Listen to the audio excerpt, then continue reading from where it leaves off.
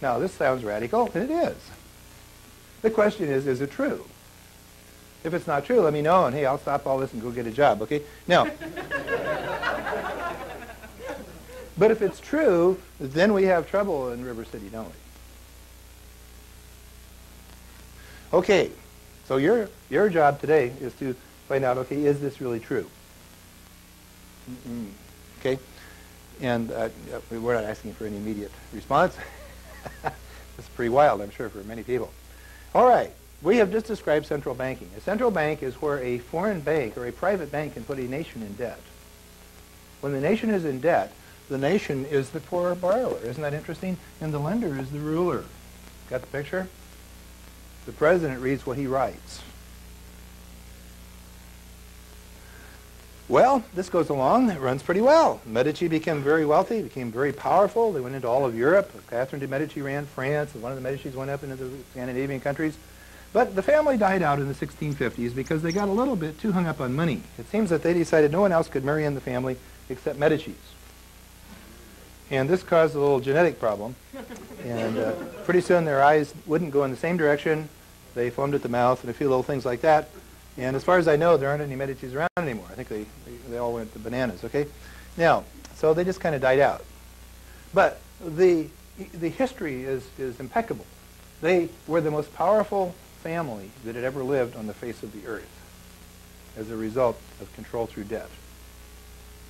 By the way, if you are into the Bible, you'll read the first 5 books of the Bible. One thing is to be avoided at all costs, and that's debt.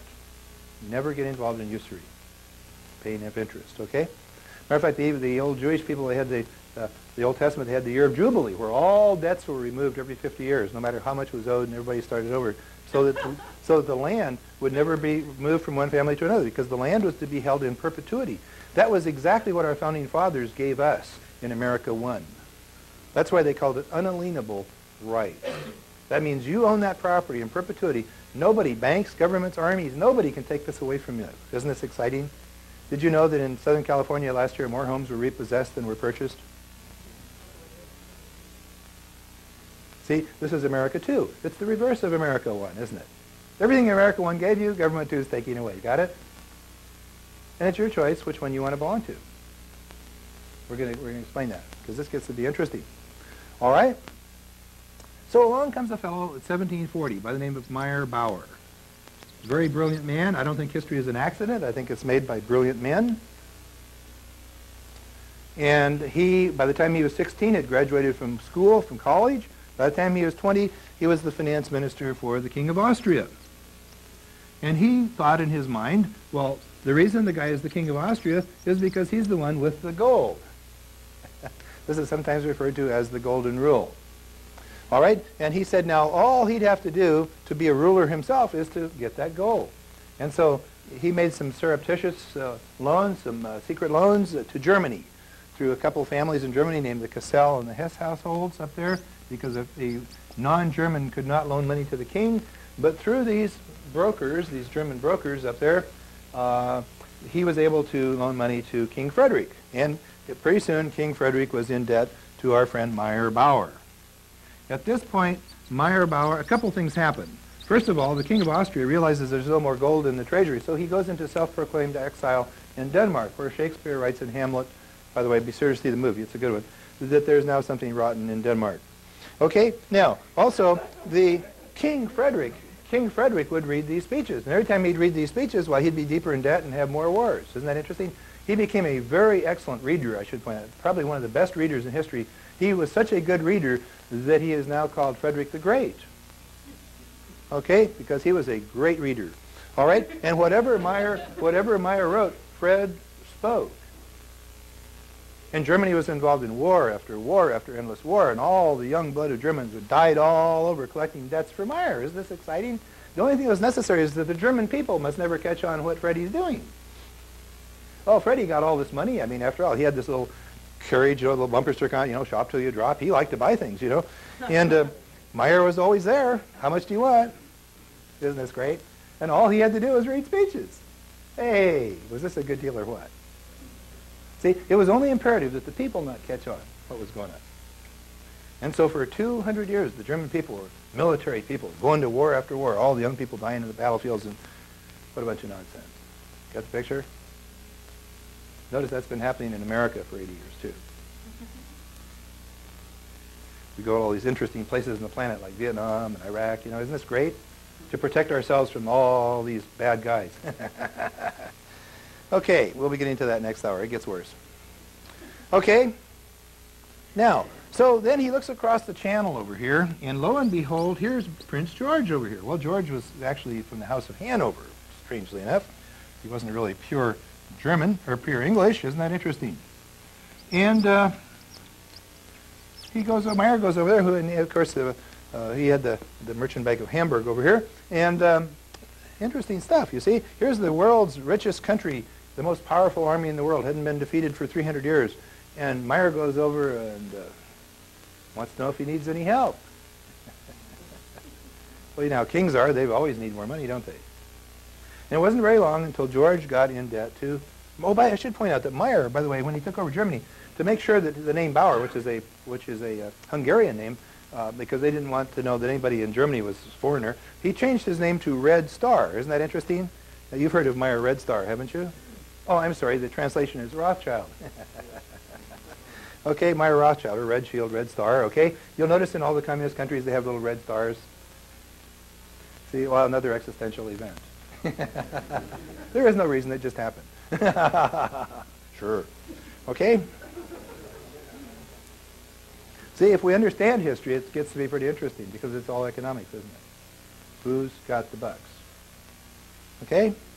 So, George goes over here and he gets in debt. He can't repay the loan. Uh-oh, repo time. So Meyer goes over and says, repo depot, George. And he says, I'm going to have to run the Bank of Germany. By the way, he's still running, or Bank of England. By the way, he's still running the Bank of England. When Meyer went over to run the Bank of England, he never laughed. He's still there. Isn't this interesting? It's the 13 square blocks of downtown London. England does not run from London as far as the government is concerned. The government's out of Westminster. The Queen lives in Westminster. She's crowned in Westminster and so forth and so on. The government of England is in Westminster. What's in London is the bank. If the Queen wants to go to London downtown, she can't go in unless she has prior appointment because that's where her employer lives. And she must bow and curtsy, you see, if she wants to get some more money because that's how it works. Well, George couldn't pay all the money back to our friend Meyer, okay? So Meyer goes over and he says, well, George, he says, what seems to be the problem here? Why is the world's richest country having a problem paying my debt? And so he says, let's take a look at the books. He goes back and he takes a look at the books, and after a few months he says, George, I noticed some interesting things. Back here in 1620, a bunch of guys took off in the Mayflower, and he says, George, I haven't seen any entries for their rent. He says, where is the rent, George, for the colonies? And George says, well, sir, he says, they don't really think they're colonists. They don't think it is a colony. And so they were a bunch of religious nuts, a bunch of malcontents, and we just said good riddance. And matter of fact, we let everybody out of prison, and they went over and started a thing over there called Georgia. And so the interesting stuff, which is true. And so we just let all these guys out. So then we eased our expenses. We didn't have so many expenses, see. But they would never send us any rent. And he says, well, George, he says, there you have your problem. He says, the solution is that you want them to pay rent. After all, just stop and think, George, if they paid the rent, you could pay your debt. And George says, God, smartest guy in the world. Why didn't I think of that? See? Sure enough, see? And he said, I'll send the army over right away. And Meyer says, George, please sit down. He says, good grief, no wonder you're just a king. He says, let me explain how you repossess a country. He says, armies are not the way you repossess a country. He says, armies only are good for collecting debts. He says, because to repossess a country, they're too expensive, they're hard to control, they're too visible, and they cause a lot of resistance. He says, George, armies are not good. And George said, oh. And so he said, George, let me explain how you repossess a country. George said, oh, goody, sir. Please explain. Okay, and so Meyer explained it.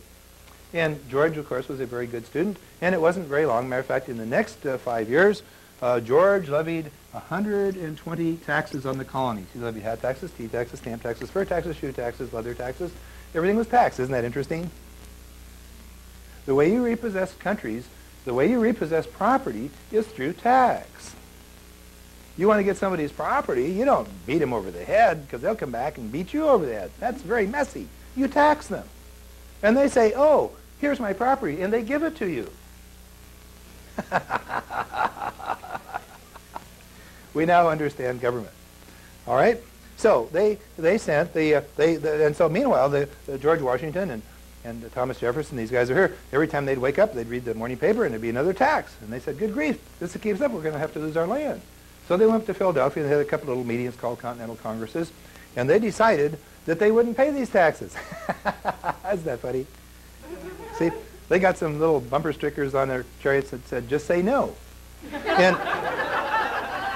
And so as a matter of fact, when the British wanted to tax the tea up in Boston, they went up and they dumped all the tea into the ocean. Well, this was a very significant event, okay? Because now that meant that there was a debt. So over comes the debt collectors. Isn't that interesting? The debt collectors now come over from England. You could always spot debt collectors in those days very easily because they wore red suits. And the Americans had a very novel, imaginative, and creative solution to this problem. They shot them. Well, this was considered sort of a joke, because here was an army that hadn't been defeated for 300 years, coming over in total from Europe, and a bunch of ragtag farmers, because there was only 4% of the people that didn't want to pay their taxes. 96% said, let's pay them. It's not a whole lot different from today. And the 4%, no, we're going to get our guns and we're going to fight them. And they fought him. Well, this wasn't going to take too long, you see. But so there's some surprises in this little thing, okay? It's called the Cold War, because the Americans were basically private enterprise-oriented, and the British weren't. And so what the British would do, if he won this war, he would go back to England, and he would be a serf for the lord and the manor again. He was fighting, literally, for his own slavery. And so the guys over here in America, like Nathan Green, Nathaniel Green, and the Green Mountain Boys, and so forth, they were real estate guys, okay? And so what they did is they offered a package. They got a little presentation package for these guys. And they said, listen, any British soldier that comes into town on weekends or evenings and produces evidence that he is a deserter will get an immediate title to 160 acres of prime farmland in the Shenandoah and Appalachian Valley. Ever notice that?